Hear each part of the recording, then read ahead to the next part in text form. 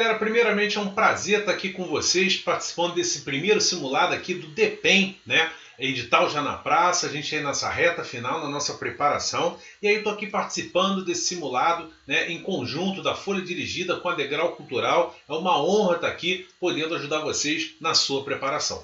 Meu nome é Luiz Gustavo, eu sou professor de Direito Administrativo e de Ética na Administração Pública, que não deixa de ser um direito administrativo também, né? Então a gente tem algumas questões de ética para corrigir e também de direito administrativo nesse nosso primeiro simulado. Vamos começar analisando as questões de ética propostas no nosso simulado, sempre com casos hipotéticos, assim como a banca do SESP, a banca Sebrasp trabalha, para a gente poder analisar o caso concreto, né? O caso hipotético, a situação hipotética prevista na questão. Então vamos lá, galera.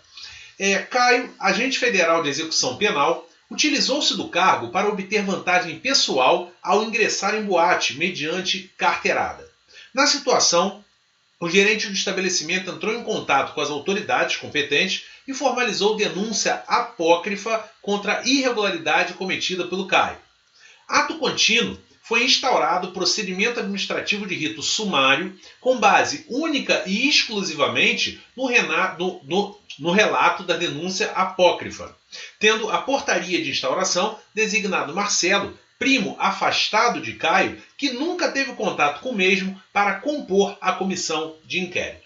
Beleza, então, dada essa situação hipotética, vamos ver o que eles pedem. Levando-se em consideração a situação descrita, julgue os itens abaixo com base na jurisprudência do STF e do STJ. Então, uma questão muito corriqueira da banca SESP, trabalhando a ideia, o contexto de Lei 8.112, a parte de processo administrativo, que é o que está explícito dentro do nosso edital do DEPEN. Então vamos lá, galera.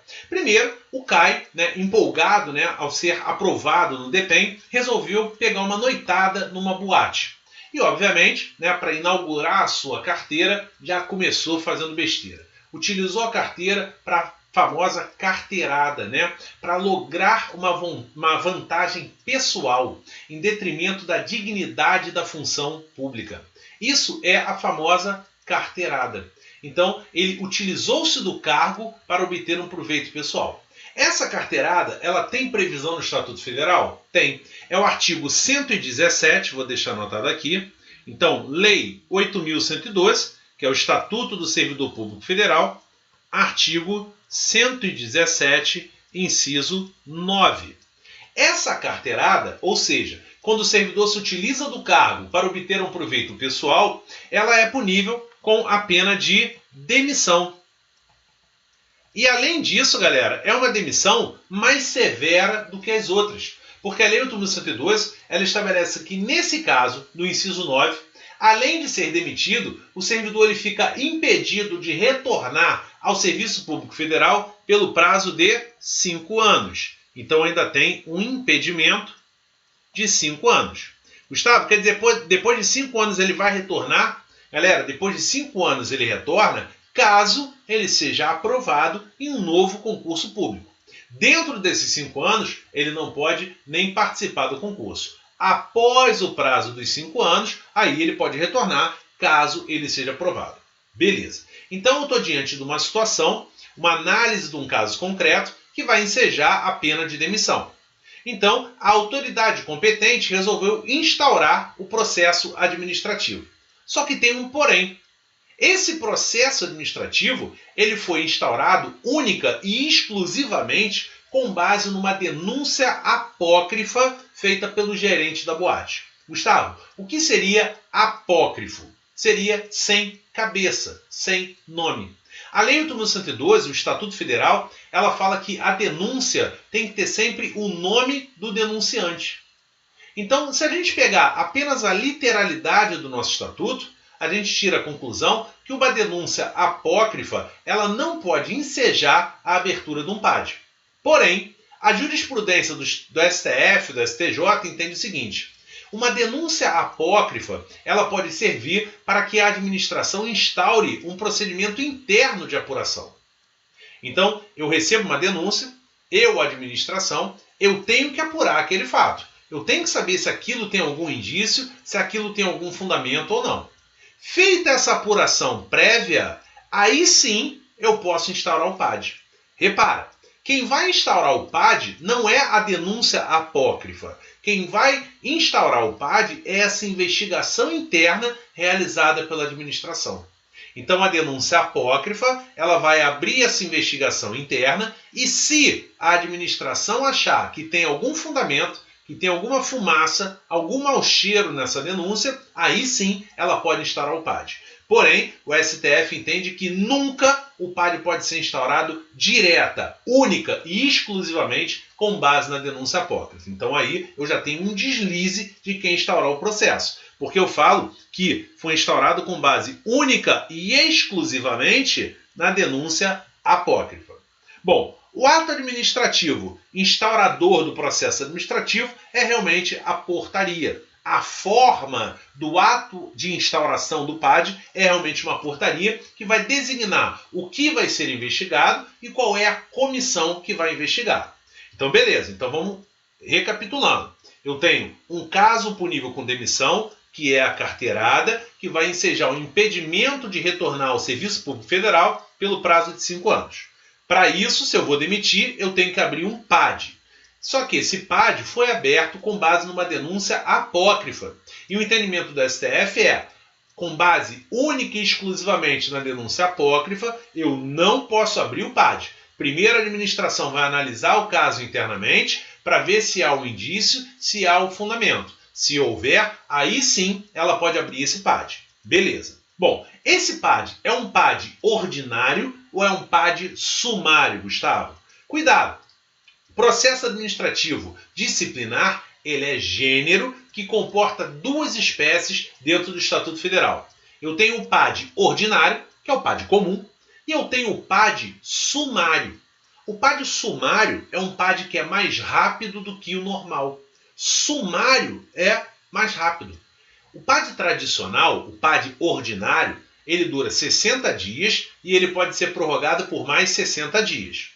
Já o PAD sumário, ele dura 30 dias e ele pode ser prorrogado por até mais 15 dias. Então ele é bem mais rápido. Só que a carteirada não é um caso em que eu posso usar o PAD sumário. São 3 situações que podem ensejar a abertura do PAD sumário: abandono de cargo, inassiduidade habitual e acumulação ilícita de cargos. Então anota, são 3 casos onde eu uso o PAD sumário, o PAD mais rápido, que demora 30 mais 15. Acumulação de cargo, inassiduidade habitual e acumulação ilícita de cargos.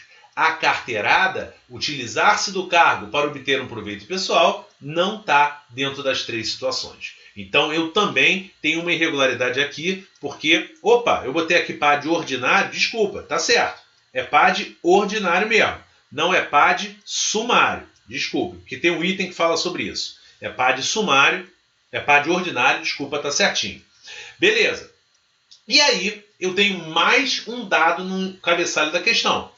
O Marcelo, primo afastado de Caio, que nunca teve contato com o mesmo, foi convidado para compor essa comissão de inquérito.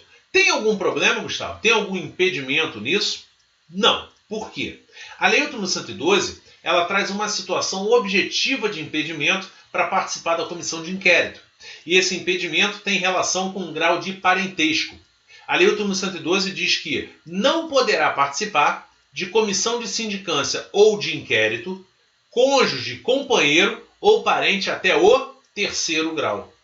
E o Marcelo, ele é primo afastado do Caio. É muito comum a gente falar em primo de 2º grau, primo de 3º grau. Galera, juridicamente, primo é parente de 4º grau. Então não há nenhum impedimento para que o Marcelo componha a comissão.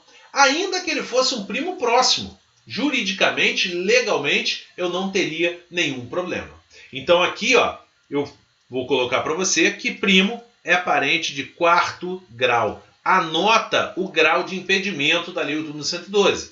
Não poderá participar de comissão de sindicância ou de inquérito, cônjuge, companheiro ou parente até o 3º grau do acusado. Beleza? Tranquilo? Então agora vamos ver as questões. Vou sair da tela para você poder olhar melhor as questões. Olha aí, Desde que devidamente motivada e mesmo sem investigação prévia, é possível a instauração do PAD com base em denúncia anônima, face do poder-dever de autotutela imposto à administração. Esse nosso primeiro item, ele está falso, porque eu coloco aqui, mesmo sem investigação prévia. Galera, para que eu abra o PAD através, em virtude de uma denúncia apócrifa, isso só vai acontecer se houver uma investigação prévia. Caso contrário, o STF entende que eu não posso abrir o PAD com base única e exclusivamente na denúncia apócrifa. Então o primeiro item está errado. Isso cai em área policial? Direto, tem que saber. Levando-se em consideração a relação de parentesco, bem como a relação pessoal descrita entre Caio e Marcelo, não há que se falar em impedimento e ou suspeição para que Marcelo integre a comissão de inquérito. Esse nosso item está verdadeiro. Primeiro, vamos analisar o impedimento. Não há impedimento, por quê, Gustavo? Porque o Marcelo e o Caio, eles são primos. E primo é parente de quarto grau. Então não há impedimento. É um critério objetivo. Não tem impedimento nenhum. E quanto à suspeição, Gustavo, eu não lembro bem. A suspeição, ela sempre decorre da amizade íntima ou da inimizade notória entre as partes envolvidas. Repara que na hora de formular a questão, eu tive o cuidado de dizer que eles eram primos afastados, que não tinham contato. Ou seja, não havia nenhum grau de amizade e nem muito menos de inimizade entre os dois. Então, tem impedimento? Não, porque não tem grau de parentesco para isso. Tem suspeição? Também não, porque eu não falo em amizade ou inimizade entre as partes. Beleza? Então, só para você não esquecer, impedimento seria o quarto grau, né? Eles não têm impedimento. Beleza? Lembrando, o impedimento da lei é até terceiro grau. Suspeição também não ocorre, porque a suspeição já é um critério subjetivo. Depende da amizade ou inimizade entre as partes. Mas lá na questão eu deixei claro que não havia qualquer tipo de relação entre os primos. Beleza. 16. Na situação hipotética descrita, deveria ter sido instaurado processo administrativo de rito sumário, que deveria ser concluído no prazo de até 30 dias, prorrogáveis por mais 15 dias. Isso está falso. O PAD da questão é o PAD ordinário. Para você anotar mais uma chance. PAD sumário em 3 situações: acumulação ilícita de cargos, abandono de cargo e inassiduidade habitual. Fora dessas 3 situações, é o PAD ordinário, é o PAD comum. Vou sair da tela também para ficar melhor aqui para você ler. 17. Caso a comissão de inquérito conclua pela demissão de Caio, o referido relatório deverá ser conclusivo e vinculante para a autoridade julgadora. Galera, o papel da comissão de inquérito não é julgar. A comissão de inquérito, ela só apura, termina o seu trabalho com um relatório e encaminha esse relatório para a autoridade julgadora. Quem aplica efetivamente a penalidade, a punição, não é a comissão. A comissão, ela só sugere penalidade. Então, anota. Comissão de inquérito não aplica a penalidade, ela apenas sugere a penalidade que deve ser aplicada. Primeiro ponto. Bom, beleza. Gustavo, esse relatório da comissão de inquérito tem que ser conclusivo? Tem. Ele tem que ser conclusivo, tem que sugerir uma pena e tem que ter a motivação para aquela sugestão. Beleza. A autoridade julgadora recebe esse processo. Então vamos imaginar que seja um processo dentro do DEPEN que vai ensejar a demissão. Quem demite é o presidente da República dentro do Poder Executivo. Beleza. Então eu encaminho esse processo para o presidente da República. Vocês acham que o meu relatório, mero membro de uma comissão de inquérito, ele vai vincular a decisão do presidente? Ou seja, eu sugiro a demissão e o presidente é obrigado a demitir? Claro que não. Na verdade, galera, esse relatório ele é não vinculante. Ele apenas sugere a penalidade. É claro que a autoridade julgadora, aquela que vai aplicar a pena, ela pode mudar a sua decisão, ela pode não acatar a sugestão da comissão, claro, desde que ela fundamente isso. Não, olha só, a comissão indicou a demissão, mas com base nas folhas tal dos autos do processo, eu entendo que não houve nenhum caso de carteirada. Não foi bem isso que aconteceu e eu vou motivar a minha decisão e não vou punir o servidor. Então, a autoridade julgadora ela pode alterar a sugestão da comissão? Pode, porque o parecer, o relatório, ele é não vinculante. Ele é conclusivo, tem que concluir, mas ele é não vinculante. Então, voltando aqui para o nosso PowerPoint, esse item está incorreto, porque eu falo que o relatório é conclusivo e vinculante. Então, o item 17 também está incorreto. Beleza. Bom, nos termos da jurisprudência do STF, é constitucional o registro de eventuais transgressões cometidas nos assentamentos do servidor, mesmo que os fatos já tenham sido alcançados pela prescrição. Repara que eu marquei jurisprudência do STF. Porque se você pegar o Estatuto Federal, a Lei 8.112, de 1990, lá no seu artigo 170, ela coloca exatamente isso. Que a pena já prescrita, obviamente ela não pode ser aplicada, já prescreveu, já passou o prazo.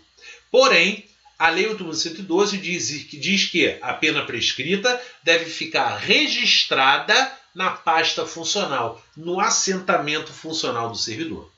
Só que o STF ele disse que esse artigo ele é inconstitucional, porque o servidor ele não exerceu inconstitucional. Ele não exerceu o seu direito de defesa. Não foi dado para ele o devido processo legal, porque a penalidade já estava prescrita. Então não faz sentido eu colocar isso na ficha funcional, eu sujar o assentamento funcional do servidor. Então esse item 18, ele também está falso. Está falso. É inconstitucional o registro dessas transgressões. Beleza? Então, primeira questão que envolveu a Lei 8.112, aprofundamos a parte de PAD, comissão de inquérito, impedimento e suspeição. Vamos agora mudar de tema. Outro tema também que tem caído muito em prova do CESP, SEBRASP, é a Lei 12.846 de 2013, né? Que é a lei que vai dispor sobre a responsabilização civil administrativa de pessoas jurídicas, né, pela prática de atos contra a administração pública. Seja pessoa jurídica estrangeira, seja pessoa jurídica nacional. Na verdade, a gente costuma dizer que essa lei é a lei de improbidade das pessoas jurídicas. Beleza? Bom, vamos dar uma lida. Item 19. A referida norma trata exclusivamente da punição de pessoas jurídicas, não havendo qualquer previsão para a punição dos dirigentes da mesma. Galera, isso está falso. Na verdade, eu posso dizer para vocês que o carro-chefe da Lei 12.846 é realmente responsabilidade de pessoa jurídica, né? Responsabilidade objetiva de pessoa jurídica. Só que, lá no artigo 3º, dessa famosa lei anticorrupção, eu tenho aí a responsabilização, a possibilidade da responsabilização dos dirigentes e dos administradores que estiverem envolvidos no ilícito, né? O parágrafo 1º do artigo 3º, ele inclusive diz que os dirigentes, né, eles vão ser responsabilizados independentemente da pessoa jurídica. Obviamente, eles vão ser responsabilizados na medida da sua culpabilidade. É assim que funciona o direito. Então, o erro desse item 19 é que eu digo que não há qualquer previsão de punição dos dirigentes. Errado. O artigo 3º, para ser mais exato ainda, lá no parágrafo 2º, ele deixa claro, né, a possibilidade de punição dos dirigentes na medida da culpabilidade deles. Beleza? Tranquilo? Bom, e aí depois, no próximo item, no nosso último item aí, de lei anticorrupção, eu coloco uma questão sobre o famoso acordo de leniência. O acordo de leniência nada mais é do que a delação da pessoa jurídica, né? Então a pessoa jurídica, para que ela tenha menos punições, ela faz um acordo, né, com a autoridade da pessoa jurídica envolvida. Obviamente, a Lei 12.846, ela tomou cuidado e descreveu todo o passo a passo para a celebração desse acordo de leniência. Então, por exemplo, a pessoa jurídica, para celebrar o acordo de leniência, ela tem que ser a primeira a manifestar o seu interesse. Então, a primeira pessoa jurídica é que vai celebrar o acordo de leniência. Além disso, ela tem que cessar imediatamente a prática de ilícitos, a partir do momento que ela celebra a proposta, né, do acordo de leniência. Então, celebrou a proposta, ela já não pode mais se envolver em falcatrua. Obviamente, ela também vai ter que assumir a responsabilidade, ela vai ter que assumir a sua culpa dentro dos atos ilícitos praticados. Bom, a questão, ela fala assim: a proposta do acordo de leniência suspende o prazo prescricional dos ilícitos previstos nessa lei. Galera, onde é que você vai encontrar a resposta dessa questão? Lá no nosso artigo 16, lá no nosso parágrafo 9º. E aí, galera, eu tenho uma pegadinha aí clássica de prova do SESP. Porque eu coloco que a proposta do acordo de leniência suspende o prazo prescricional. Primeiro, a proposta é só uma proposta. O acordo ele ainda não foi celebrado.